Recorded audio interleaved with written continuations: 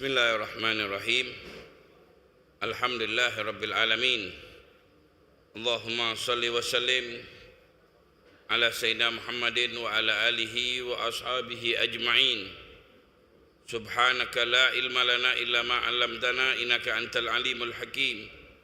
Rabbi shrah li sadri wa yassir li amri wahlul 'uqdatam min lisani yafqahu qawli. Allahumma ya man waffaqa ahlal khair lil khair wa anahum alaih waffiqna lil khair wa inna alaih bi rahmatika ya arhamar rahimin. Nawaina ta'allum wa ta'lim wa naf'a wal intifa' wa tadhakkur wa tadhkir wal ifada wal istifadah wal hatha ala tamassuki bi kitabillah wa sunnat rasulih wa dilala ala al huda wa du'an ila al khair ibtigha amradatillah wa qurbihi wa thawabih. Ma'asyiral hadirin, alhamdulillah kita bersyukur kepada Allah atas segala nikmat yang telah diberikan oleh Allah kepada kita pada hari ini dalam keadaan sehat walafiat, dalam keadaan iman dan Islam. Mudah-mudahan nikmat-nikmat selalu ditambah oleh Allah, selalu digerakkan oleh Allah untuk mudah melakukan kebaikan, dan mudah-mudahan kesalahan-kesalahan yang menjadi kelemahan kita mudah-mudahan diampuni oleh Allah subhanahu wa ta'ala. Ma'asyiral hadirin, biasa kita baca kitab fikih sampailah di babun nusyuz. Nusyuz itu istri tidak patuh kepada suaminya. Nusyuz itu namanya. Wa makna nusyuziha irtifa'uha an ada'il haqqil wajib 'alaiha. Seorang istri tidak mau menjalankan kewajibannya. Walahunna mislul ladzi 'alaihinna bil ma'ruf. Seorang istri itu harus berbuat baik pada suaminya, dan suaminya harus berbuat baik kepada istrinya. Seperti istrinya sudah berkhidmah, sudah berbuat baik, kita juga cukupi nafkahnya. Jangan sampai kita menikah tidak mencukupi nafkah istri kita itu.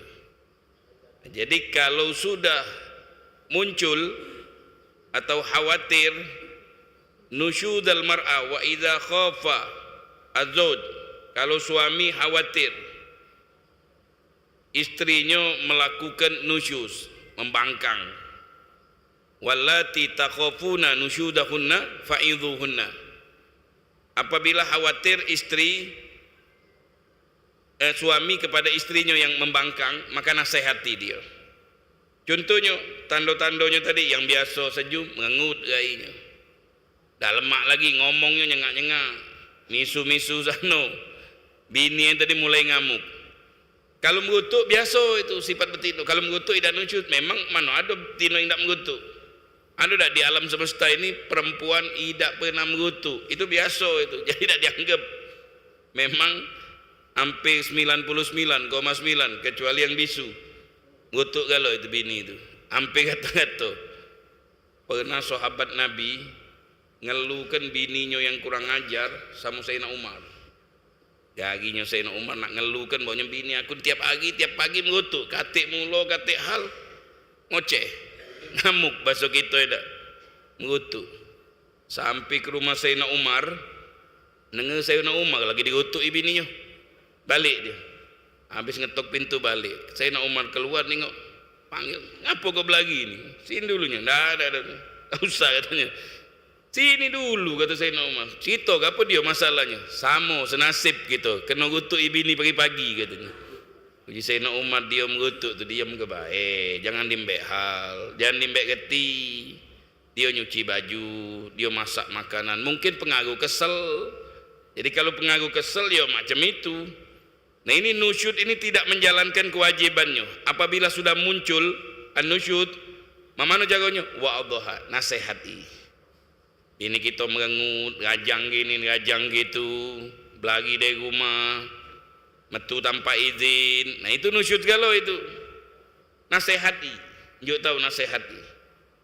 Wa'adhaha daujuha bila dorbin, tapi tidak boleh mukul.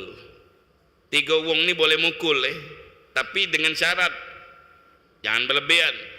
Mukul ghairu mubarrih, darab ghairu mubarrih. 3 wong ini boleh. Yang pertama, guru boleh memukul muridnya. Ingat, pukulan ghairu mubarrih. yang tidak mematahkan tulang, menumpahkan darah. Guru ngebuki muridnya, tangannya patah, gayanya bengep. Ya mana boleh macam itu, kelewatan itu namanya, nyikso itu, bukan nasihati. Siapa lagi? Bapak boleh mukul anaknya, tapi sebatas itu, tak boleh. Dicontohkan oleh ulama seperti mukul pakai kayu siwak atau ujung serban. Mbak ujung serban kita dimukul mini. Itu zaman dulu, saat sekarang ni pakai kayu gelam, tangkis bini kita lagi. Seandainya tidak mempan dengan ujung serban ini, maka tidak boleh dipukul. Nah, jadi pertama guru boleh mukul muridnya dengan catatan tadi itu, jangan kelewatan. Bapak boleh mukul anaknya, suami boleh mukul istrinya, tapi dengan garis bawah tadi, tidak menampakkan tulang, mematahkan tulang, ngepuk pakai kayu, patah kayunya. Wah, itu tidak boleh, itu tidak diajarkan dalam agama. Wala hajrin laha, tidak boleh dijauhi, tidak ditegori bahasa kita. Berarti nasihatnya apa dia? Ittaqillah, takutlah kau kepada Allah. Ini kewajiban kau berkhidmah sama suami kau. Ingat, wong yang nusyus macam kau ini melanggar, tidak patuh sama suaminya, menyebabkan gugurnya nafkah. Tak wajib aku nunjukin nafkah. Jadi wajib seorang suami itu nunjuk nafkah. Tiap pagi nunjukin nafkah makannya. Makan, minum. Kalau dia nak beli baju, belikan bajunya. Setahun 2 kali, musim dingin sama musim panas. Kita lebaran, Idul Fitri sama Idul Adha. Nunjukin bajunya bini kita. Madai bertahun-tahun bajunya itu-itulah, ya Allah. Tak tega kita nyingoknya. Ya jangan nunjukin nafkah, nunjukin duit dia. Makan, minum, duit dia dinunjukin. Tergantung ekonominya suami. Kalau suami itu penghasilannya besar ke dikit. Kalau suami tadi penghasilannya kecil, ya kecil. Sedang-sedang, ya sedang-sedang. Mana standar Zat? Kira-kira kalau sehari makan 3 kali, berapalah kira-kira? 5.000 Zat. Ada pun nasi sebungkus 5.000. Dah hati. Nasi sebungkus 5.000 dah hati. Walaupun nasi kucing. Naik sudah sekarang 7,5 nasi kucing semina, nasi kucing, bukan dagingnya kucing, bukan. Nasi kucing itu di Jawa, di Semarang, ada nasi kecil semina. Isi lauknya mihun sama tempe sama cabai semini. Kalau kita beli makan 4-5 bungkus semini, sesuap-sesuap, itu istilah nasi kucing. Bukan nasi makan daging kucing, bukan itu yang kita maksud. Itu jadi tunjukin nafkahnya. Tagok kelap pagi 20, makan paginya, sama banyak minumnya. 25 lah tagok kelap.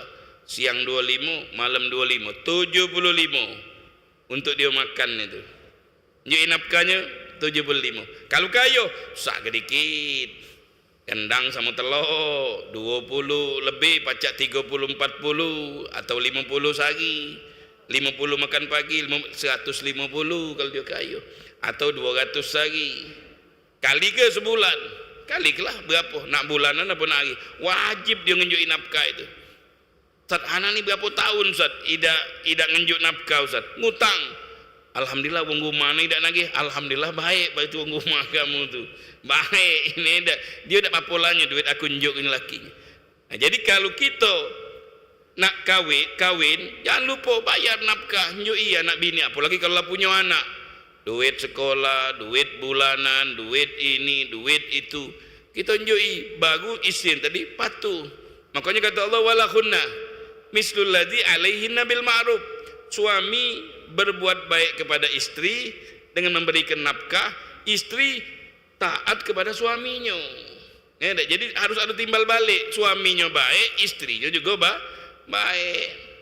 Nah, jadi kalau dia melanggar, di antaranya nusyus itu al-khurud bi ghairi izin.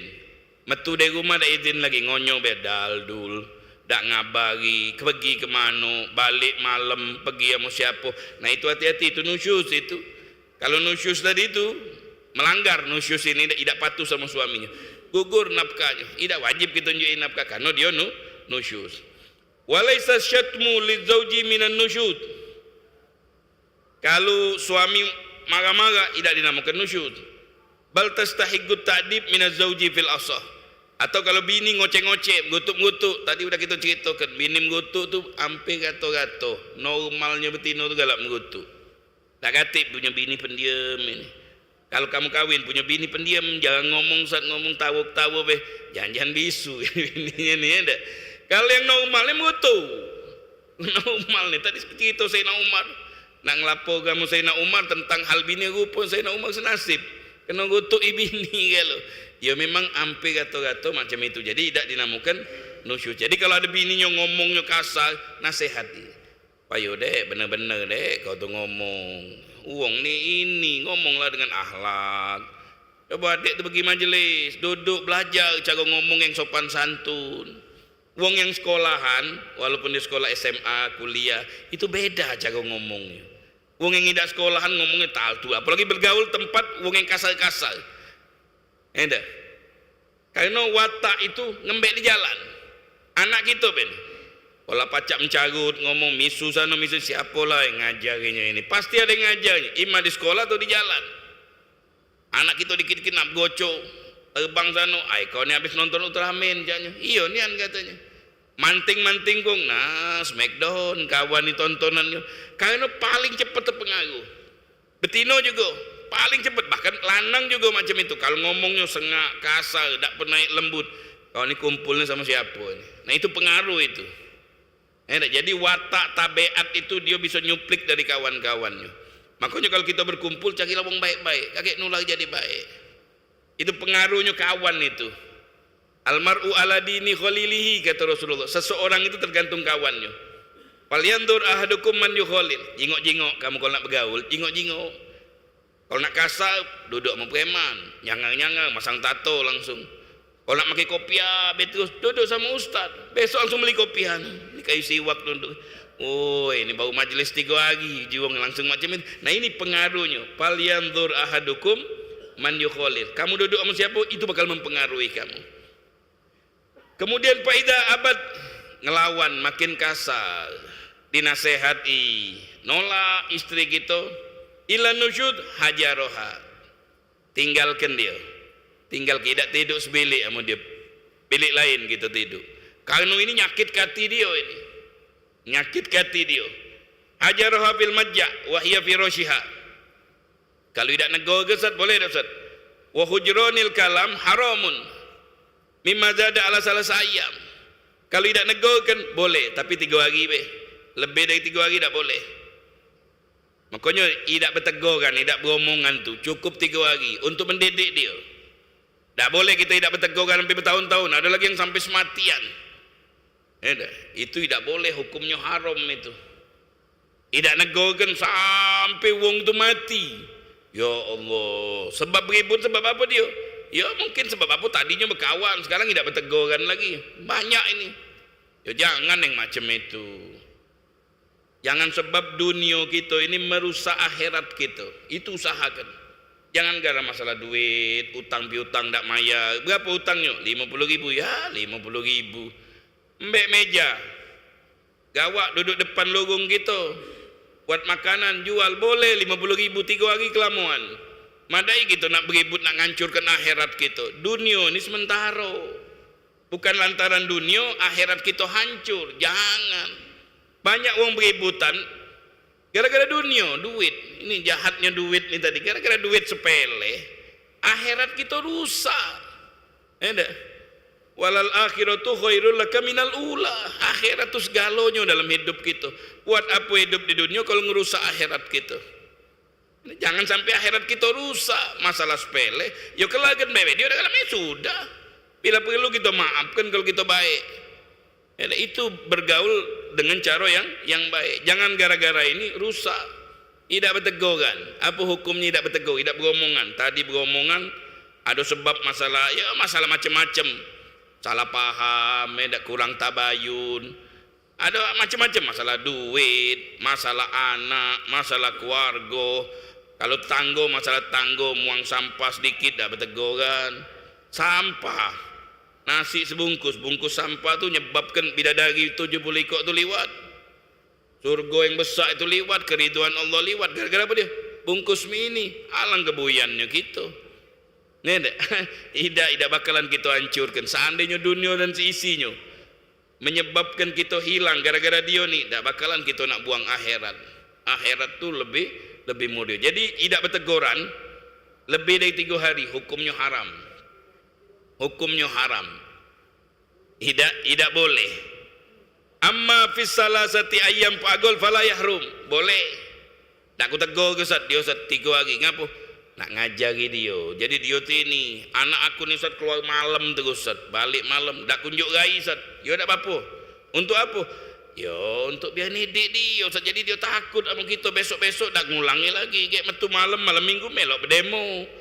Mabit sana mabit sini kena wong. Aku nak ngajari dia. Boleh. Cuma ingat jangan lebih 3 hari.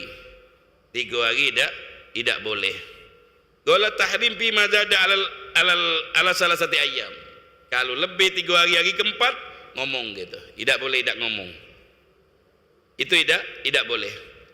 Hadza fil hajar bi ghairi uzrin syar'i. Ini kalau tidak ngomong tadi itu sebab tanpa bukan uzur syar'i, sebab duit, sebab yang lain. Kan hajaroha li haddi nafsi faqad au li haddi nafsi wa zajara anil ma'siyah. Wa illa fala tahrum ziyadah. Wa illa yakun bi ghairi uzrin syar'i. Kan gosoda zajara anil ma'siyah. Kawan kita maksiat, kita tidak tegurkan. Itu boleh itu. Untuk apa? Mendidik dia. Mendidik dia jangan macam-macam kau ini. Jadi dia tu takut dengan tidak tegur kini manjur ini. Bini kita macam-macam, tidak tegur 3 hari be. Sekarang bini ngelawan, tidak ditegur, lajulah belagi dia belik, lajulah. Aduh ini nah. Yang kerok sekarang dia WA-an. Teleponan malam-malam sama kawan-kawannya. Jadi jangan. Wa amma wa yajuzul hajlul mubtadi li zajrihi an bid'atihi. Boleh wong ahli bid'ah kita tidak tegurkan supaya nasihat dia. Apa yang kau lakukan itu salah. Boleh itu. Wal fasik ahli maksiat kita tidak njugai selama itu. Boleh. Untuk apa? Nasihat untuk dia. Bukan benci sama dia, jangan benci sama dia. Begitu juga kalau seandainya ada maslahat, maka boleh tidak negur wong. Ada maslahat untuk kebaikan dia, bukan untuk kebaikan kita. Jadi kesimpulannya tidak boleh tidak negorkan lebih dari 3 hari, kecuali ada maslahat tertentu. Pain aqamat alaihi nusyuz, masih juga Ustaz. Bini aku ni tak ngerti ni Ustaz. Lah dinjuk tahu, lah dinasehati kalau metu maka izin. Tak boleh metu itu tak boleh, apalagi malam hari. Tidak boleh isteri keluar rumah tanpa izin suami, hukumnya berdosa. Walaupun untuk majlis taklim. Bini aku majlis taklim saat ujinya majlis taklim tak apa-apa, walaupun untuk majlis taklim. Kenapa? Karena majlis taklim saat ini kebanyakan pengajian agama, ceramah agama itu tidak wajib, sunnah dengarnya. Taat sama istri ini wajib, kecuali kalau dia majlis belajar hukum baca Al-Fatihah. Nah ini wajib. Jadi kalau masalah yang wajib seperti belajar baca Al-Fatihah, belajar hukum haid sama nifas, ini yang dia gawe kan galau, supaya solatnya sah, supaya puasanya sah, supaya ibadahnya Qur'annya surah Al-Fatihah, ini kewajiban galau. Maka si suami wajib ngajari. Kalau dia tidak bisa, maka istrinya boleh keluar walaupun tanpa izin. Karena ini kewajiban. Kalau cuma untuk pengajian agama, yang banyak sekarang kan pengajian agama, izin dulu lakinya. Taulah dewek kalau pengajian agama, anak tak katik majelis betino tak katik. Wong rumah galak majelis betino. Ngadokan majelis tu 9.30, jam 6 tu lah penuh. Ngapu je kita lagi belum mandi je. Ngapu pacak datangan ke rumah kita tu ini. Rumah tu tutup je kita. Belum ini.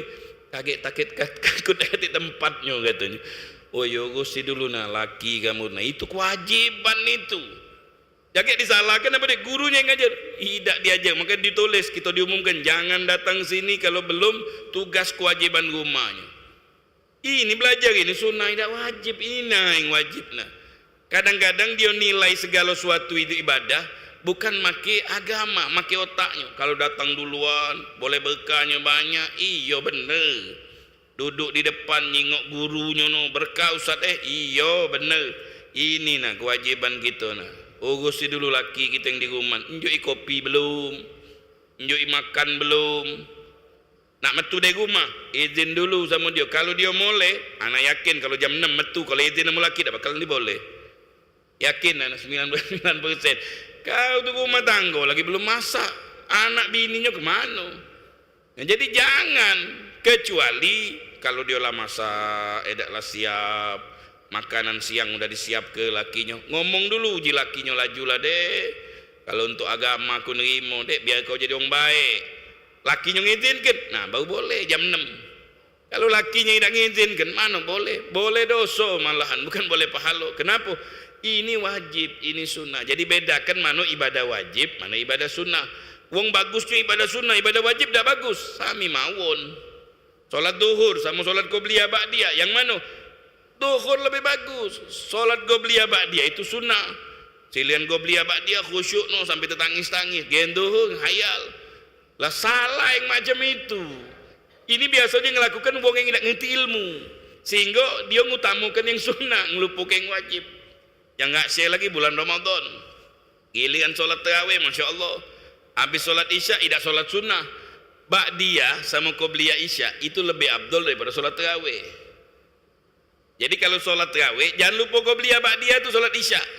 Sebelum isya solat qobliyah dulu, habis isya solat ba'diyah. Dalam hadis kata Rasulullah, siapa wong yang solat man sholla ba'dal isya, siapa wong solat habis isya 4 rakaat, dua rakaat salam, 2 rakaat salam, itu ka'annama qoma lailatul badri, lailatul qadri, sama be dia bangun malam lailatul qadar, lebih afdal daripada solat tarawih. Anak nunggu tarawih Ustaz, jadi tak solat ba'diyah takut kemeng. Lah ini yang depan mata ni makanan besar, kau tinggalkan ngembek yang makanan kecil. Ya, pergi maulid, bagus maulid tu siapa?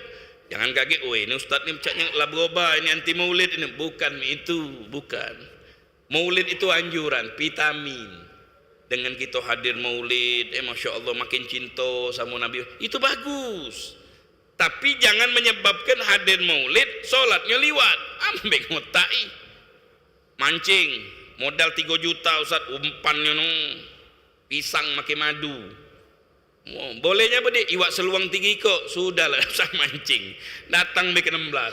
Beli iwak besar-besar ini 50.000 sampai 100-200.000. Sudahlah. Lebih murah. Tak ada mancing Ustaz, kecuali kalau kau banyak duit. Apa? Maulid itu bagus. Rasulullah hadir di tempat itu. Kata ulama Rasulullah hadir di tempat itu. Wong yang maco salam, solawat salam, Allah balikkan ruh Nabi. Man sholla alayya, man sholla wa sallam alayya radallahu ruhi hatta arud salamahu au kama qol. Wong yang maca solawat salam, Allahumma sholli ala Muhammad, Allahumma sholli wa sallim, Allah balikkan ruhnya Nabi untuk mengucapkan salam gitu. Dalam hadis yang lain disebutkan ada malaikat yang bertugas nyampaikan ke Rasulullah solawat kita dari bulan. Disampaikan Rasulullah mengucap menjawab. Kalau tiap hari dari bulan dari Ustaz Alwi, lama-lama kenal sama kita, ya, lama-lama kenal. Nah, itu jadi maulid itu luar biasa. Rasulullah hadir. Ada di maulid Diba itu diceritakan di Mesir sana, di akhir maulid Diba. Ada seorang suka ngadokan maulid Nabi. Kalau sudah masuk bulan maulid, dia ngaisi kampungnya, bersihkan, ngapikan rumah, ngecat. Sebelahnya tetangganya non muslim Yahudi. Jadi di tempat lain antara muslim dan non-muslim itu berakoran. Tak ada bergocan. Sama juga di Palembang juga tidak berakoran. Dasar kan sebagian uang mesak-mesak masalah. Kita bertahun-tahun tinggal di Palembang, mana ada beributan. Tidak gatik. Sama baca di Palembang. Tidak gatik beributan. Dasar kan media ini mesak-mesak kan, mancing emosi wong.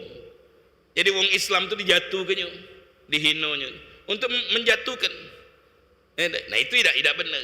Tetangganya Yahudi, bertanya lakinya, bininya, ngapo kaknya sebelah ni berayasan rumah, ngapu bersihkan. Dijawab oleh suaminya, ini bulan maulid katanya. Wong Islam tu bulan maulid, Rasulullah itu baca maulid, uji dia, Rasulullah itu hadir, kata dia. Akhir habis ngoceh-ngoceh ni tidur berdua ni. Malamnya yang betina ni mimpi bahwanya di kampung ini datang oleh Rasulullah. Waktu datang disambut oleh yang hadir maulidnya, disambutnya. Dekat inyolah dia pengen tahu siapa ini wong yang tampan ini. Itulah Nabi Muhammad katanya, Masya Allah tampan nian mukanya. Dipanggilnya, ya Rasulullah kata, noleh jawab, lebih katanya. Aku manggil, aku non muslim tapi engkau jawab. Dijawab oleh Rasulullah, aku tidak menjawab panggilanmu kecuali aku tahu kau bakal masuk Islam. Langsung si perempuan Yahudia ini langsung nangis, langsung minta baiat masuk Islam. Dalam hati dia, besok kalau aku bangun pagi, siang-siang nak ngadokan maulid juga. Bangun dia. Tahu-tahu nyingok lakinya lah mesti ke rumah. Lah ngecet lah mesti ke rumah, masang spanduk bahasa gitu ada umbul-umbul bendera dipasang galau. Kaget dia. Kenapa kau ini masang ininya? Syukuran sama Allah atas nikmat yang kau alami semalamnya. Siapa yang nunjuk tahu kau aku masuk Islam? Rasulullah katanya. Jadi dalam mimpi itu Rasulullah habis datang ke kau, datang ke aku, ngenjuk tahu bini kau lah masuk Islam tadi kata. Kau kapan masuk Islam juga? Berkat apa ini? Berkat baca maulid. Makanya bulan maulid itu luar biasa. Jadi bukan cuman baca, cuman ini tempat kita bertaubat. Ya, tempat kita bertaubat, kita duduk ngawak dosa galau kita. Duduk ada yang dosanya 1 kilo. Ada yang dosanya 2 kilo, ada yang dosanya 3 kilo. Kita bertobat di situ sambil dengar nama sejarah Nabi. Kalau diterjemahkan yang dibaca Maulid Diba, Maulid Azab, Syaraful Anam, Maulid Simtud Duror. Kalau diterjemahkan yang dibaca itu riwayat Nabi itu. Nabi Muhammad lahir, sebelum beliau lahir berpancaran cahaya di alam semesta ini yang menyambuti bidannya namanya Syafa atau Syifa. Dibantu oleh bidadari-bidadari yang turun dari langit. Ada juga Asia istrinya Fir'aun, ada juga Maryam, ada juga Siti Hawa untuk menyambut manusia yang mulia ini. Api yang 1000 tahun tidak pernah mati. Ada api di Persia sana, di Iran. 1000 tahun api itu metu. Bukan lumpur lapindo, belum 1000 tahun. Api metu nyembuh. Mungkin gasnya besar. Di mana? Di Persia. Memang benar di Iran itu gasnya banyak, minyaknya lebih murah, lebih pada murah banyu. Minyak segelas sama banyu segelas, murahlah minyak. Tanyalah, minyak yang paling murah di Iran. Dulu ada api 1000 tahun metu, dak mati-mati. Begitu Rasulullah lahir mati api. Sehingga sana rajo-rajo gubu galau cahaya.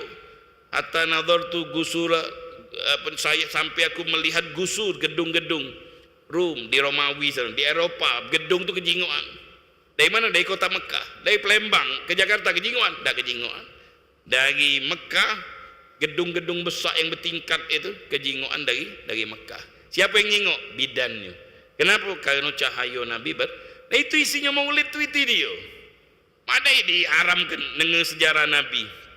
Itu kalau acara-acara dengan sejarah wong sukses baik lagi kita biasa baik biodatanya wong kan, oh si anu sekolah di mana, kita kalau nak berguru kan siapa dosennya pak, si anu mana biodatanya, oh S1 nya di mana ini, oh di Palembang, S2 nya London, wah S3 nya USA, oh di Amerika sana. Kan itu kan nak biodata dia sama baik kan. Itu juga dengar sejarahnya Rasul, akhlaknya Nabi baik sama siapapun. Siapa yang duduk sama Nabi pasti merasa disayang. Kalau ditanya sahabat Nabi siapa yang paling disayang, nunjuk kalau kami. Kenapa? Karena Nabi itu tidak pandang bulu, tidak pilih-pilih, sayang kalau sama siapapun. Walaupun sama wong lain, apalagi sama istrinya. Sayyidina Aisyah ngumpuli bininya, kawan-kawannya, istri Nabi banyak. Panggilnya Nabi Muhammad, siapa yang paling kau sayang di antara kami? Kata Nabi kayak malam, aku jawab. Habis itu Nabi ke pasar beli kurma, diantaranya siko tanpa sepengetahuan, diantaranya lagi, diantaranya semua istrinya diantari kurma kalau. Pas malam ditagih, siapa yang paling sayang? Yang tadi pagi aku kirimi kurma 99 mesem kalau. Itu pintarnya Nabi Muhammad. Artinya baik sama siapapun. Kalau sudah duduk sama Nabi, sahabat itu diriwayatkan pengen duduk lagi. Kenapa? Karena Nabi itu berbuat baik sama dia. Bukan dia berbuat baik sama Nabi, tapi Nabinya berbuat. Nah itu akhlaknya Rasulullah yang luar biasa. Mudah-mudahan dengan berkat bulan Maulid ini yang tiap hari kita hadir Rasulullah hidup di hati kita. Akhlak kita akhlaknya Rasulullah.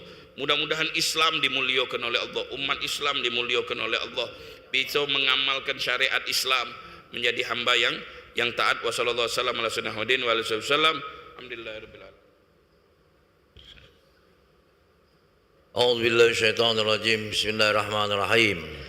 Alhamdulillahirabbil alamin. Allahumma shalli wa sallim ala sayyidina Muhammad wa ala ali sayyidina Muhammad. Rabbana taqabbal minna ya Allah innaka antas samiul alim wa tub alaina ya Allah innaka antat tawwabur rahim. Allahumma jibur mata sayyidina Muhammad, Allahumma astur mata sayyidina Muhammad, Allahumma ansur mata sayyidina Muhammad, Allahumma aslih ummata sayyidina Muhammad, Allahumma arham ummata sayyidina Muhammad, Allahumma ighfir ummata sayyidina Muhammad sallallahu alaihi wasallam. Rabbana atina fid dunya hasanah wa fil akhirati hasanah wa qina azabannar. Wa sallallahu alaihi wa sallam alaihi walhamdulillahi rabbil alamin.